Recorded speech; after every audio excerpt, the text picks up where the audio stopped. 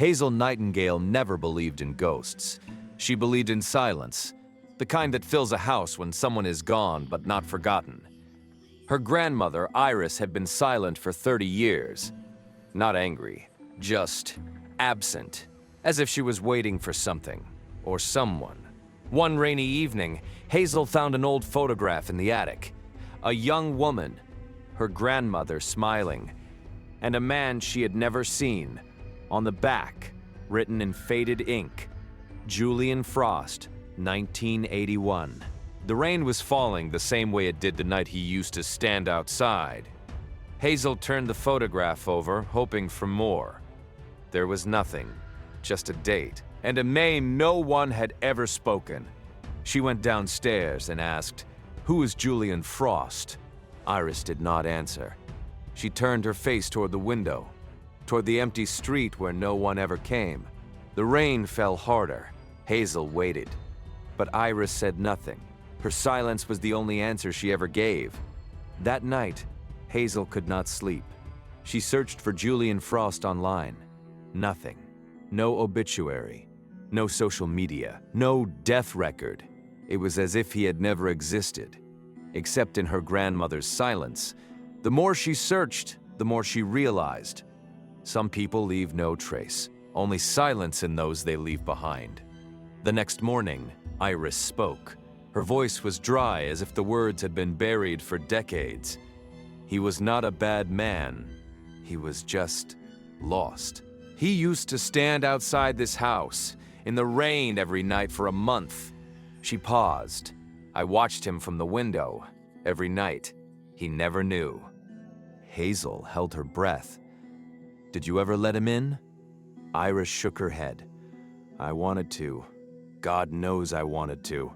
But I was afraid." "Of what?" Hazel asked. Iris looked at her hands. Old, wrinkled, trembling. "Of myself. I knew if I opened that door, I would never let him go. And I would have destroyed him." Days passed. Hazel found a box in the attic. Locked, rusted, hidden beneath old quilts. On the lid, a faded label in handwriting she didn't recognize. "For Iris, after I'm gone. JF." She asked her grandmother about it. Iris looked away. "He left it outside the door. One night. I never opened it. I couldn't." Hazel broke the lock.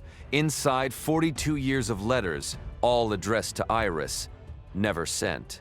The first letter was dated October 17th, 1981. Hazel unfolded it carefully. The paper was yellow, the ink faded. It read, "I am still standing outside your door. In my mind, I never left." She read it twice, then once more. The words were simple, but they carried 40 years of silence. She read another, and another. Each letter shorter than the last, each one sadder. "I walked past your house today. The light was on. I wondered if you were reading. I used to imagine you reading my letters. Now I imagine you forgetting me." Hazel wiped her eyes. She didn't know him, but she felt him, standing there, in the rain, invisible. The letters spanned decades. 1981, 1990, 2003, 2015. The handwriting changed. It grew shaky, uncertain. But the words never changed. "I am still waiting." 42 years. Same words. Same silence. Same door that never opened. Hazel visited the address on Julian's old letters, a small room in a run-down building. The landlord said he had no visitors, no family. He just faded away. "Every night at 3 a.m., I saw that light from my window," the landlord added. "Never changed. 3 a.m., not 2, not 4, always 3. Like his heart knew only that hour. Then one morning, darkness. I knocked. No answer. He was gone." "He used to write every night," the landlord went on. "Same time, like clockwork. I could see the shadow of his hand moving on the wall. Writing, writing, writing. Then one day the light stayed off. I still look up sometimes. Old habit. He paused. The light never came back. I used to think he was writing to someone. Now I think he was writing to no one, just writing to stay alive. The last letter was dated March 12th, 2023. It was only one sentence. If you ever read this, I was not angry, I was just tired. I waited so long, I forgot what I was waiting for. Hazel held the letter for a long time. She didn't cry. She just sat there, in the attic, with 42 years of silence around her. Hazel found his grave. No flowers, no name on a stone, just a small wooden cross almost fallen. She knelt and placed her hand on the earth. He was here, she whispered. He was waiting. The ground was cold. No one had visited in years. She wondered if anyone had ever come at all. She returned home and told Iris everything. Iris listened in silence. When Hazel finished, Iris closed her eyes and said, "I never opened the door because I was afraid of what would happen if he stayed. I was afraid I would love him," she whispered, "and then lose him. So I lost him before I could." "I would have loved him," Iris whispered, "and I would have destroyed him. I was not good for him. I knew it, so I let him stand in the rain until he disappeared." Hazel took her hand. "You didn't destroy him," she said. "He destroyed himself, waiting for you." Hazel held her grandmother's hand. "He never hated you," she said. His letters were never angry. He just waited. "I know," Iris said, opening her eyes. "That's what breaks my heart the most. He had nothing, no one, but he had hope, and I couldn't even give him that. I gave him nothing, and still he stayed." Iris died the next month. In her will, one instruction, "Bury me next to him."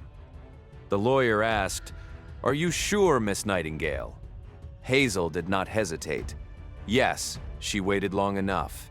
The lawyer nodded slowly. "I've seen many wills," he said, "but never one that asked to be buried beside a stranger." He wasn't a stranger.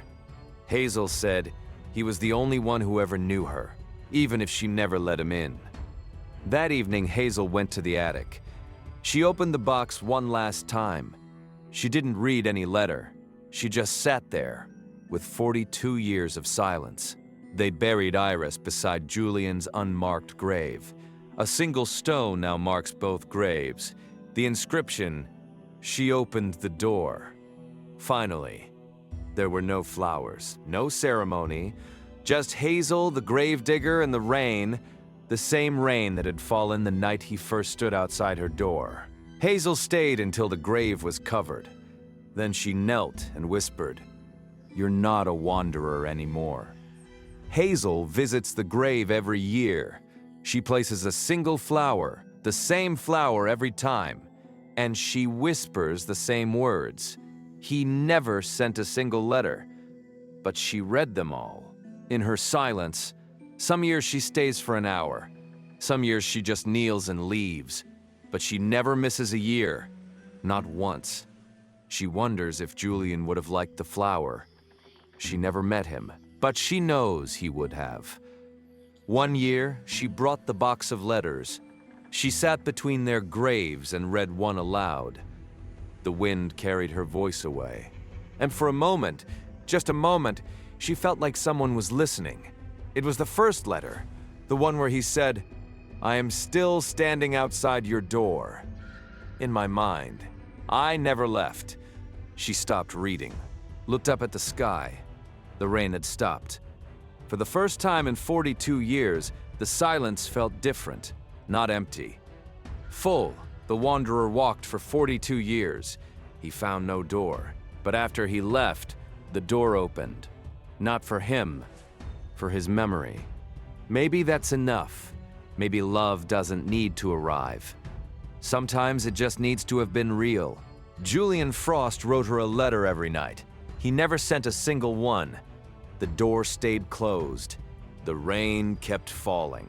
And somewhere, in a city that forgot him, A woman finally opened a door, not the one he had been standing behind. That door never opened.